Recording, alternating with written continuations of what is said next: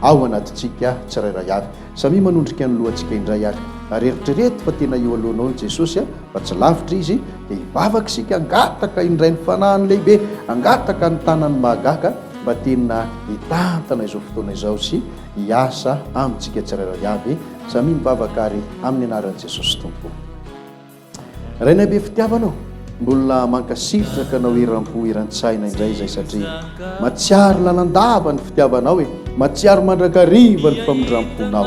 Eny, izany no mbola nanananay izao tombonandro izao indray, izany no mbola nanananay izao fotoana izao indray izay ahafahanay miaino ny teninao, tsy miditra ao anatin'izao fandarana izao.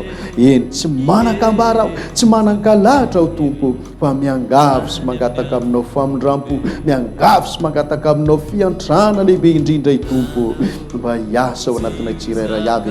Raha misy ny zavatra zay tsy mety na tsy araka ny sitraponao na amiko na amin'ireto olona ireto Tompo, dia angatahako famelana aminao zany, fa ny tiako dia nianatrehanao izao fotoana izao, ny tiako dia nitenenanao indray androany.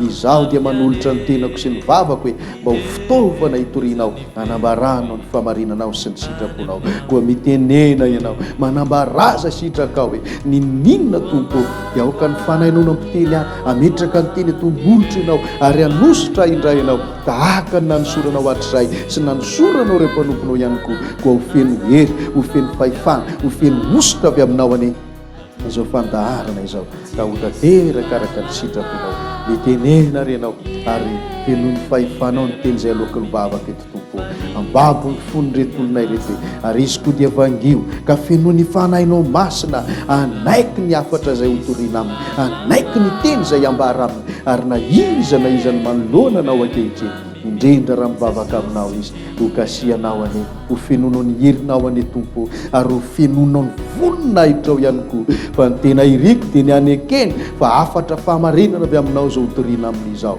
Ary indrindra Tompo, ny anarana izay teny ho voateny anekeny izay afatra ambara aminy, ary indrindra ny andraisany fanapahan-kevitra fa anaraka ny teny famarinana avy aminao izy. Mitenena renao dia miasa ihany koa mandritra izao fotoana izao. Misaotra Tompo amin'ny anaran'i Jesosy Kristy. Aleluia. Amen. Ny ankasitrahana moa ilay Tompo, ny Tompo mpanjaka ny mpanjaka Andriamanitra lehibe izay miasa amintsika mandrakariva ary mitantana ny fotoana izay atao eto. Tonga amin'ny fizarana faharoa mikasikasika ny antsoina hoe 5e événement isika, na ny fitandrisana sy ny fandaharana ireo zavatra iseho sy hitranga amin'ny fotoana farany any amin'ny farany indrindrany.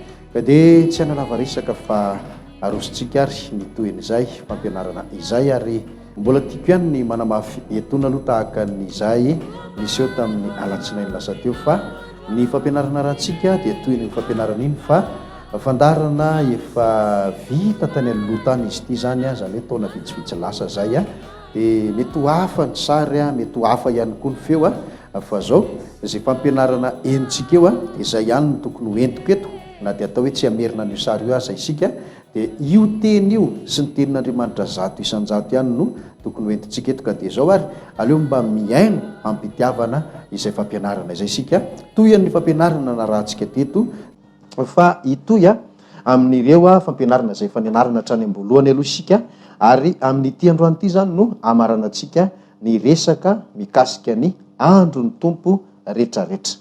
Dia tiako zany mba hiaino tsara ianareo satria so dia sarotsarotra aminao ny amantatra raha ohatra ka hoe somary varimbarina ianao, zany hoe mila fifantohana zany tsika rehetrarehetra manaraka an'izao fandarana izao. Raiso indray ary ny baiboly ny kahie ny stylo ho an'izay rehetrarehetra efa zatra mandray an'izay, ary ho anareo izay vaovao dia tsara ihany koa no andraisanareo zany rehetrarehetra izany rehefa mandeha ny fandarana vitao ny asan'ny fahamarinana. Efa nahita aloha hevitra vitsivitsy sika fa mbola nikatona tao anatin'ny atao hoe resaka andro ny Tompo ihany aloha hatreto, ary amin'ny androany ity araka ny voalazako teo no hanagatonantsika zany ity resaka hoe andro ny Tompo ity, fa dia ivadika aloha hevitra hafa indray zany sika ao aorianan'ny androany.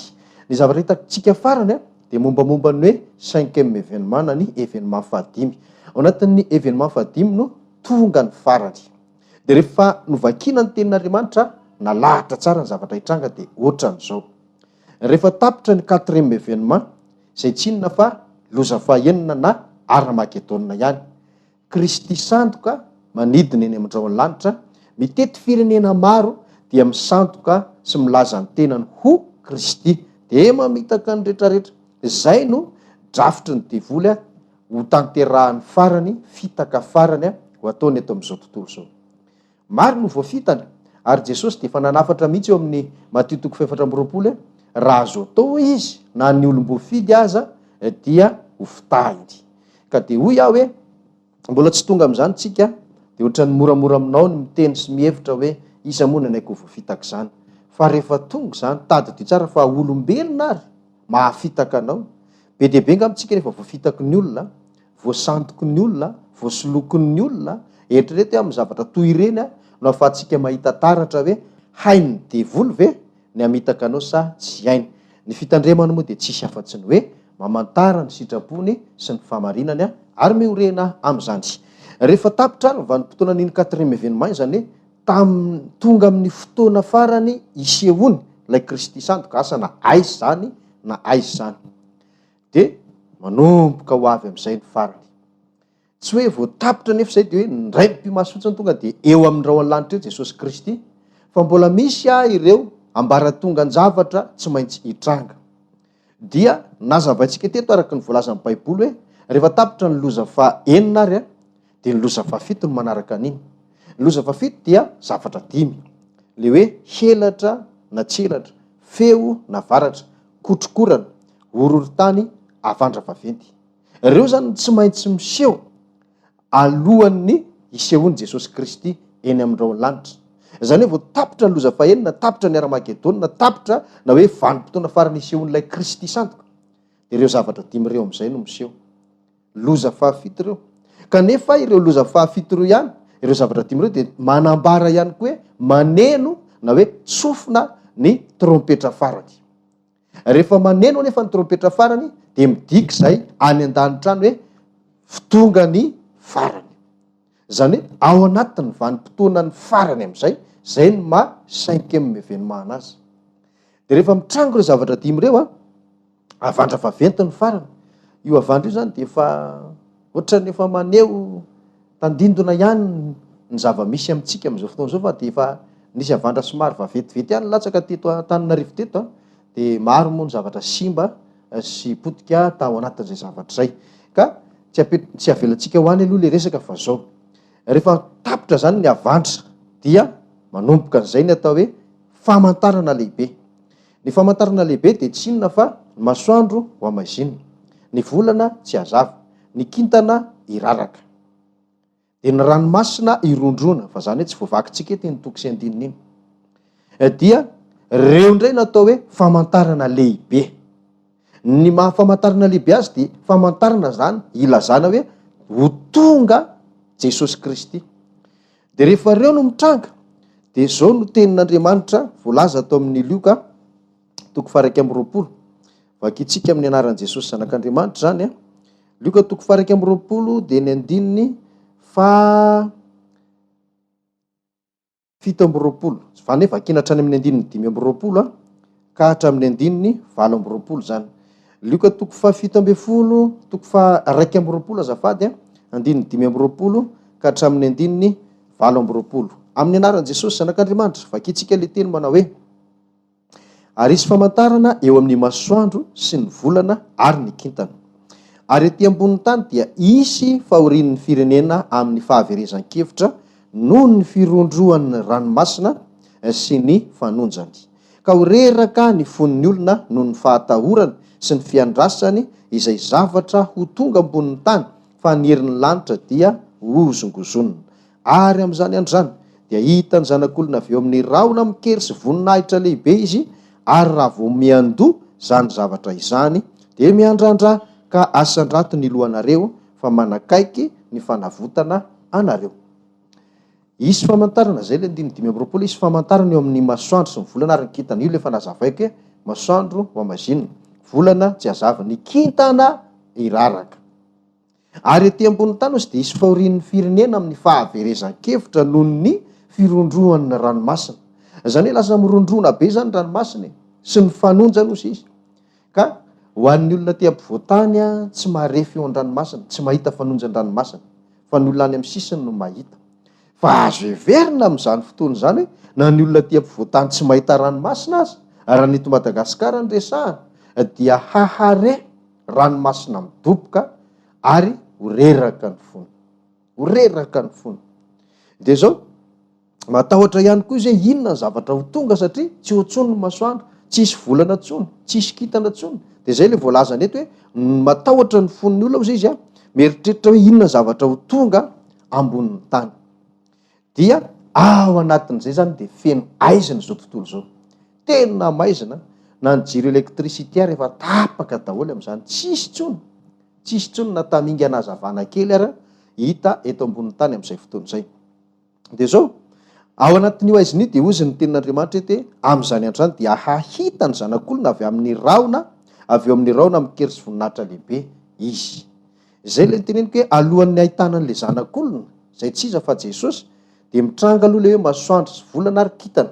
Masoandro mazinina, volana tsy hazava, kintana iraraka, samy tsisy tsony reo zany. De ny ranomasina mirondrona hen'ny olona rehetrarehetra ny feony. De ao aorianan'izay no hipotra Jesosy Kristy. De eo amin'ny 19:20 de ozy izy ny fanambarana ato manao hoe ary raha vao miandoza ny zavatra izany de miandrandraka sandrato ny lohanareo fa manakaiky ny fanavotana anareo. Raha vao miandoza ny zavatra izany, inona le hoe zavatra izany? Le izy famantarana eo amin'ny masoandro sy ny volana ary ny kintana. Zany hoe ho an'le olona izay ho voavonjy, zany hoe isan'le olona nanao ny famarinana, nanaraka ny afatry le fiangonana farany, de mipetraka ity teny ity raha vao miandoza ny zavatra izany, zany hoe vao hitanareo fotsiny miandoha hoe tsisy tsony ny masoandro, tsy eo tsony ny volana, miraraka ny kintana. De ozy ny tenin' Jesosy hoe miandrandrao izy ka asandrato ny lohanareo, manakaiky ny fanavotana anareo. Zany hoe efa tena antombotra, tena antombotra ny fahatongavan'i Kristy rehefa hoe maizina zao tontolo zao.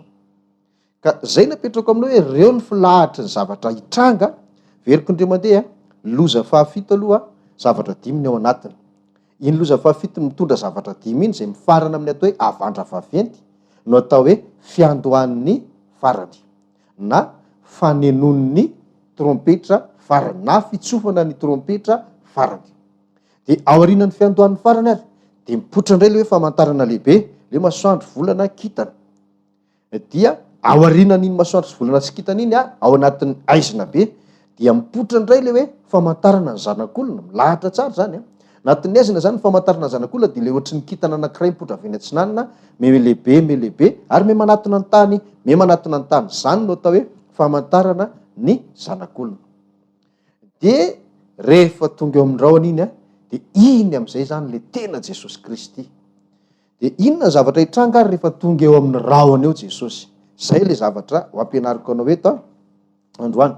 Ijery ary amin'ny bokin'ny Apokalipsy avy hatrany isika, izay sady mamintina zany rehetrarehetra zany no mamaly ary ity fanontaniana ity.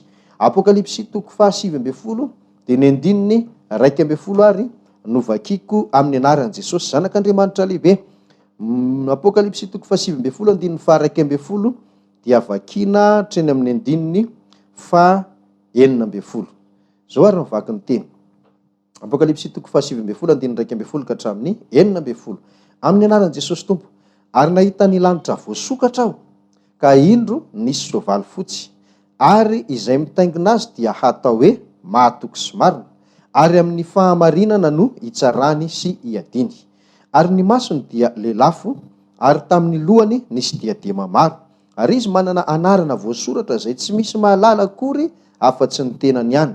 Ary miakanjo akanjo voafafy izy, ary ny anarany atao hoe ny tenin'Andriamanitra.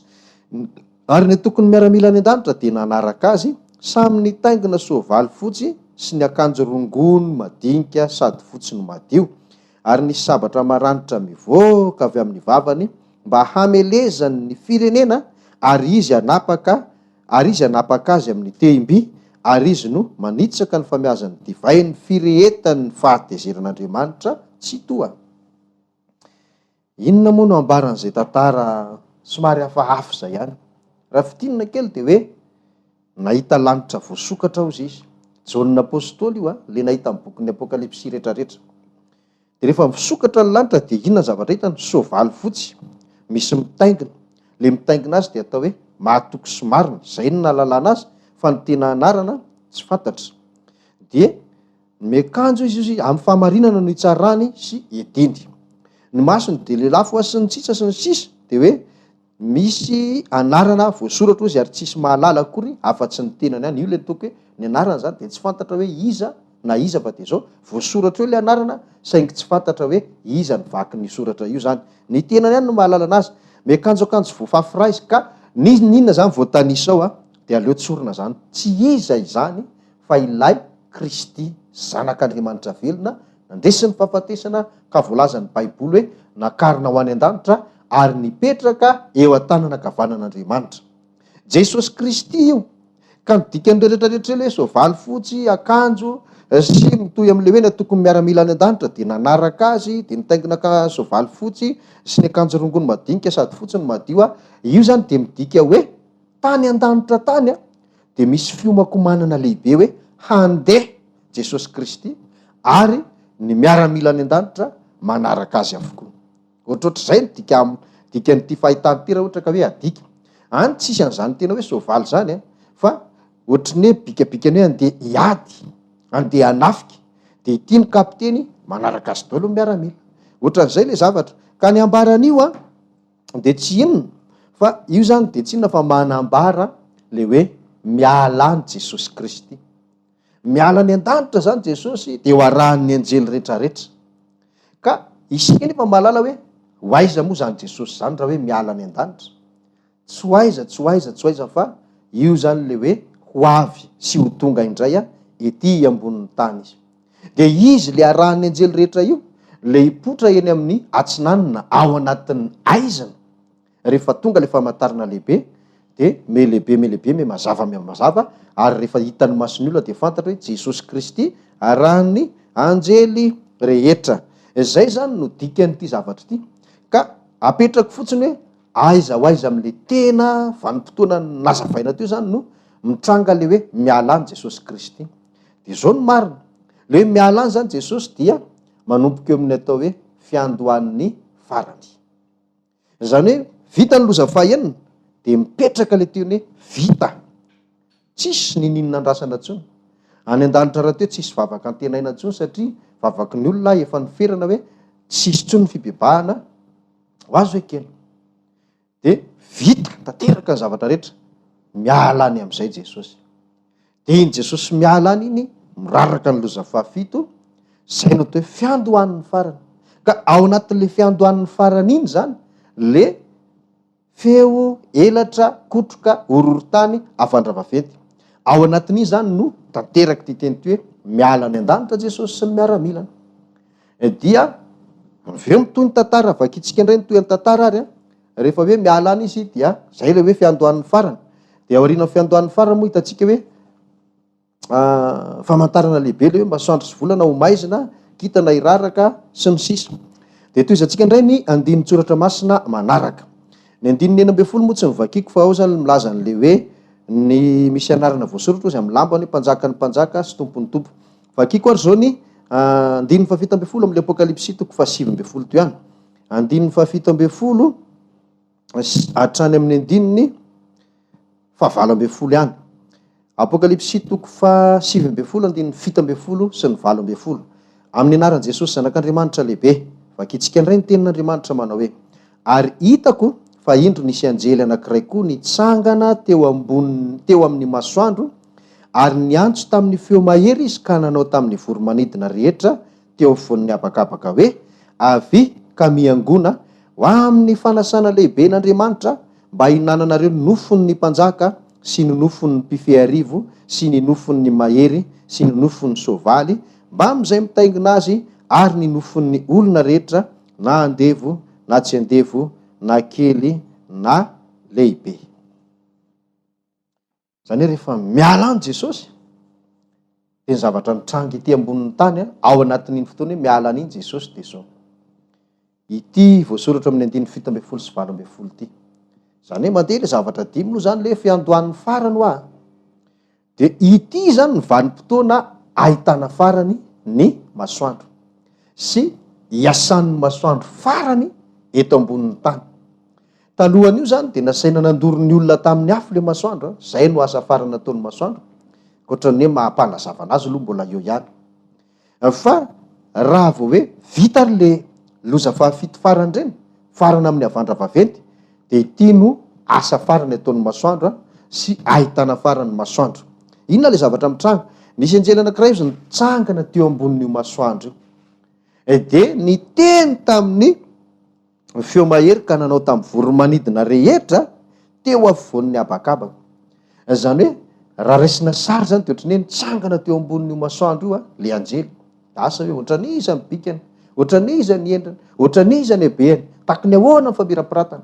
Fa tsy voalaza zay, fa ny voalaza fotsiny dia niteny tamin'ny feo mahery izy. Dia le nitenenany sy natsony tamin'izay tsy olona fa ny vorona rehetrarehetra, dia tsy ny vorona rehetra ihany koa fa ny vorona mpihinana nofon'olona. Tsika moa dia mahafantatra hoe eto ambonin'ny tany dia misy zany, misy vorona mpihinana nofon'olona rehefa hita hoe misy fatin'olona mitsirara sy miapatrapatra any anefitrany. Dia reny le antsony ty anjely ty zany hoe aviana rehefa isy nofon'olona be dia be ho faty. Zany hoe zay ngely hoe ho avy le farandro, ho faty daholo ny olona rehetrarehetra. Dia efa eto zany dia mampiomana hoe tena isy le fahafatesana matona tsona le vorona ary ho be dia be ny olona maty. Dia voalaza daholo hoe na mpifeharivo, na mpanan-karena, na mahery, na izy na iza, na andevo na tsy andevo, dia ho faty daholo ireo. Zay no ahitana farany masoandro. Dia aorianan'izay amin'izay tanteraka le hoe ho amazinina le masoandro, volana tsy hazava, kintana iraraka. Dia tanteraka amin'izay le hoe tonga eo amin'ireo ny lanitra Jesosy, alohan'ny atongavany dia famantarana kely aloha, kintana anankiray amin'ny atsinanana, dia melehibe. Dia eo amin'izay zany tsika mipetraka hoe tonga eo amin'ny rahon'ny lanitra amin'izay ary Jesosy Kristy. Rehefa tonga eo amin'izay izy dia inona ny zavatra mitranga? Vakina ary ny 9:20 ka hatrany amin'ny 9:20. 9:20 ka hatramin'ny 9:20. Amin'ny Apokalipsy 7:20 ihany io. Amin'ny anaran'i Jesosy manao hoe: ary hitako ilay bibidia sy ny mpanjakan'ny tany mba amin'ny miaramilany tafangony mba hiady amin'ilay mitaingina ny soavaly sy amin'ny miaramilany. Ary nosamborina ilay bibidia mba amin'ny mpaminany sandoka, dia ilay nanao ny famantarana teo anatrehany, izay netiny namitaka nefa nandray ny mariky ny bibidia sady ny ankohaka teo anoloan'ny sariny, ary dia natsipy velona ho any amin'ny fary afo mirehitra solofara izy roroa.